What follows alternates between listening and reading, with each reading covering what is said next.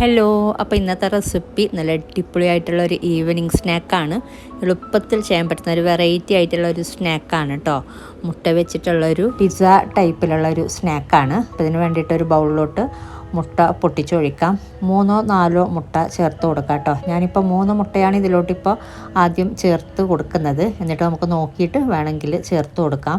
ഇനി ഇതിലോട്ട് ഒരിച്ചിരി കുരുമുളക് പൊടി, ഒരു 1/4 ടീസ്പൂണ് കുരുമുളക് പൊടിയും പാകത്തിനുള്ള ഉപ്പും കൂടെ ചേർത്തിട്ട് ഇതൊന്ന് മിക്സ് ചെയ്തെടുക്കുക. അപ്പോൾ നമ്മളിങ്ങനെ മിക്സ് ചെയ്തെടുക്കുമ്പോൾ നമ്മൾ എടുക്കുന്ന ഫ്രൈ പാൻ ഉണ്ടല്ലോ, അപ്പോൾ അതിനനുസരിച്ച് വേണം നമ്മൾ മുട്ട എടുക്കാനായിട്ട്.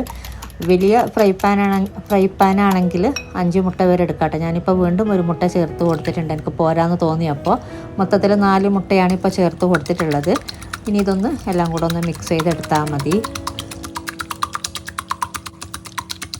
ഓക്കെ, അപ്പോൾ ഇത്രയും മതി. ജസ്റ്റ് ഒന്ന് മിക്സാക്കി എടുത്താൽ മതി ഒരു മുട്ടക്കൂട്ട്. ഇനി നമുക്കിത് ഉണ്ടാക്കിയെടുക്കാനായിട്ട് ഒരു പാൻ നല്ല ചൂടായ ശേഷം ഫ്ലെയിം നല്ലോണം കുറക്കുക. ഫ്ലെയിം ഏറ്റവും ലോ ഫ്ലെയിമിലോട്ട് ആക്കിയിട്ട് ഇതിലോട്ട് എണ്ണയോ നെയ്യോ ചേർത്ത് കൊടുക്കുക. ചൂടായി വരുമ്പോഴേക്കും നമ്മൾ ഇങ്ങനെ മിക്സ് ചെയ്ത് വെച്ചിട്ടുള്ള ഈ ഒരു മുട്ടക്കൂട്ട് മൊത്തത്തിൽ ഇതുപോലെ ഒഴിച്ച് കൊടുക്കുകയാണ് ചെയ്യുന്നത്. ഇനി നമ്മൾ പെട്ടെന്ന് തന്നെ ഇതിൻ്റെ മുകളിലോട്ട് മുട്ട വേകുന്നതിന് മുന്നേ തന്നെ ഇതിൻ്റെ മുകളിലോട്ട് സവാള ഇതുപോലെ നീളത്തിൽ അരിഞ്ഞിട്ട് ചേർത്ത് കൊടുക്കുന്നുണ്ട്. അതുപോലെ ക്യാപ്സിക്കം നീളത്തിൽ അരിഞ്ഞിട്ട് ചേർത്ത് കൊടുക്കുന്നുണ്ട്. ഇതൊക്കെ നമുക്ക് ഇഷ്ടത്തിനനുസരിച്ച് ചേർത്ത് കൊടുക്കാം കേട്ടോ. പിന്നെ തക്കാളി നീളത്തിലരിഞ്ഞതും കൂടെ ഇട്ട് കൊടുക്കുന്നുണ്ട്.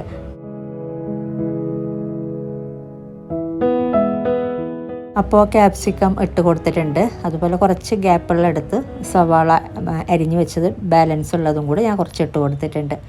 ഇനി ഇതിലോട്ട് മല്ലിയില അരിഞ്ഞത് വിതറി കൊടുക്കുക. അപ്പോൾ നമുക്ക് ഇഷ്ടത്തിനനുസരിച്ച് എത്ര വേണം അതിനനുസരിച്ച് ചേർത്ത് കൊടുത്താൽ മതി. പിന്നെ ഇതിലോട്ട് മൊസറല്ല ചീസ് ഗ്രേറ്റ് ചെയ്തതും കൂടെ ഇട്ട് കൊടുക്കുന്നുണ്ട്. അപ്പോൾ ഇതും കൂടെ ഇട്ട് കൊടുക്കുമ്പോഴാണ് നമുക്ക് പറഞ്ഞൊരു ടേസ്റ്റ്, കാണാനും ഭംഗി, കഴിക്കാനും നല്ല ടേസ്റ്റ് ഉണ്ട്. അപ്പോൾ വേണ്ടെങ്കിലും ഒഴിവാക്കാം, പക്ഷേ ചേർത്ത് കൊടുക്കുമ്പോൾ ഒന്നും കൂടെ ടേസ്റ്റ് കൂടുതലാണ്.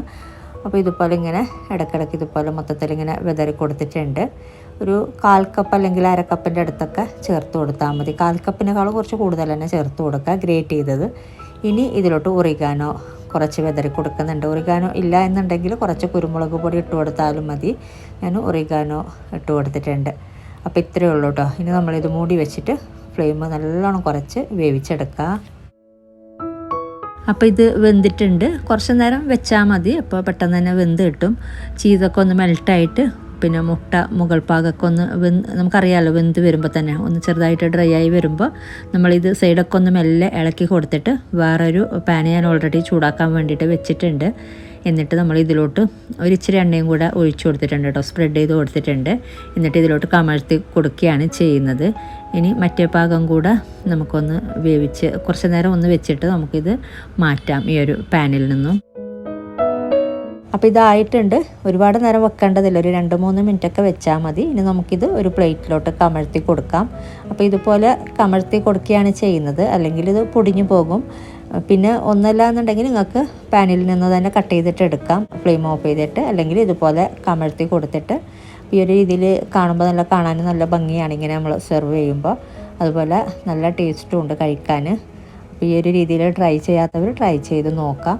നമ്മളിതിലോട്ട് അധികം അങ്ങനെ ചേരുവയൊന്നുമില്ല, മുട്ട മാത്രമാണ് മെയിൻ. പിന്നെ ക്യാപ്സിക്കം, തക്കാളി, അങ്ങനെയുള്ള കുറച്ച് കാര്യങ്ങൾ. ചീസും കൂടെ ചേർത്ത് കൊടുക്കുമ്പോൾ വേറെ തന്നെ ഒരു ടേസ്റ്റാണ്. അപ്പോൾ ഈ ഒരു രീതിയിൽ ട്രൈ ചെയ്യാത്തവർ ട്രൈ ചെയ്ത് നോക്കിയിട്ട് നിങ്ങളുടെ അഭിപ്രായങ്ങളൊക്കെ അറിയിക്കുക.